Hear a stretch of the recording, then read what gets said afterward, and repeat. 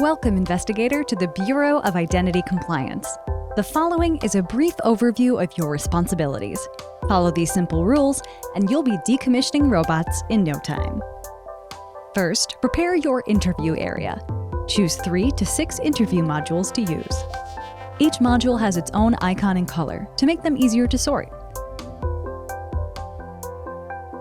Once you've selected your modules, separate the investigator prompts from the robot inducers. Place the investigator prompts in separate stacks in front of you, with the cover sheets on top. Place the inducers from the corresponding module directly across from them on the suspect side of the table.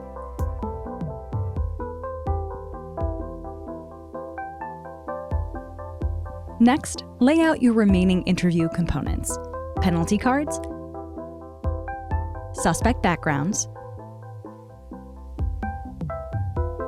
Form VK82S, and, of course, your human and robot stamps. Penalties and background should be in the center of the table, while your personal paperwork should be in front of you. You'll also need a pen and a timer. Finally, place the suspect's card stand on their side of the table, in the center. When you're ready, notify your handler and a suspect will be promptly dragged in for their interview.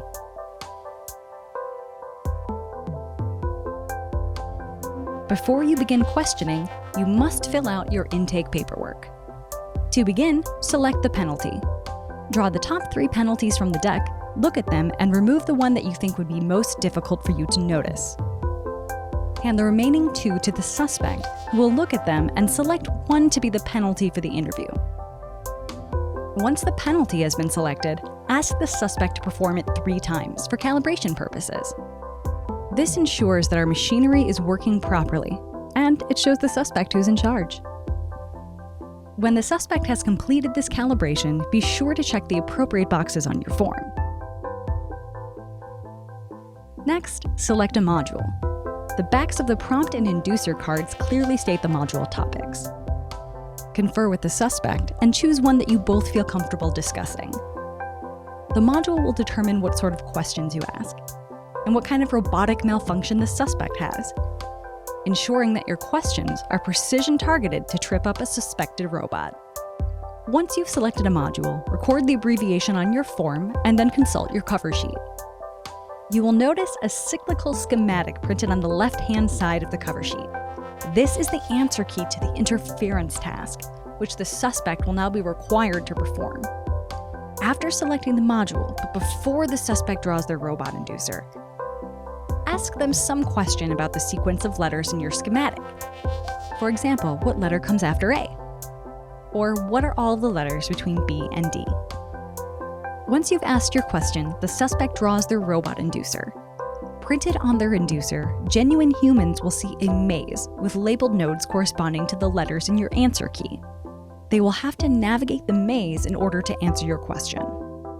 Robots are able to solve the maze instantly. It will instead perceive it as an answer key similar to yours. However, staring at the maze triggers a task response in the robot brain, which will induce odd behavior. Rather than spending time navigating the maze, robots will spend time familiarizing themselves with the required behavior before answering your interference question. This means that robots and humans are likely to look at their cards for the same amount of time. Once the suspect has correctly answered the interference question, mark the appropriate box on your form. Let's get more specific about robot behavior. First of all, it is important to note that no robot behavior takes effect before you begin the timer and start your questioning. Before that, robots will behave like everyday humans. After you start the timer, however, there are 2 types of robots to look out for: patient robots and violent robots. Patient robots have some kind of restriction on their behavior, which will make it difficult for them to answer certain questions.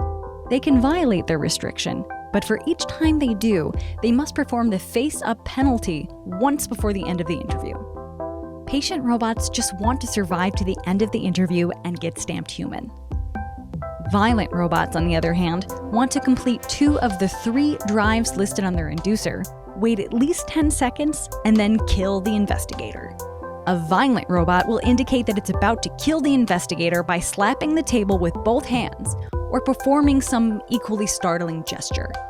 Each violent robot's first 2 drives are unique, but its third drive is always perform the penalty twice.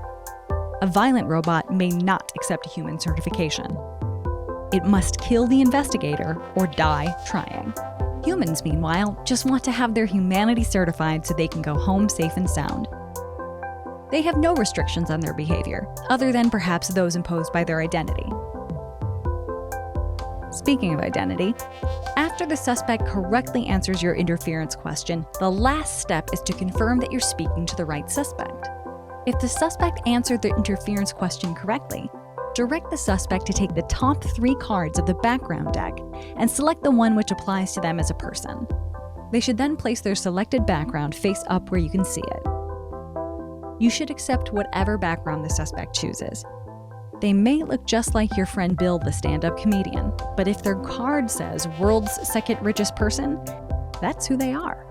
If the suspect did not answer the interference question correctly, they don't get to choose their background. Turn over the top card from the deck instead. To verify a suspect's background information, ask the suspect's full name and prompt them to provide a detail about their chosen background. Record their name and background on your form. Great! Now you're ready to start the timer and begin questioning. The interview lasts 5 minutes. During the interview, you should ask questions based on the recommended prompts for your module. Your stack of prompts includes 3 primary prompts and 3 secondary prompts. Primary prompts introduce new lines of questioning, and secondary prompts function as follow-up questions that can be used in combination with any primary prompts.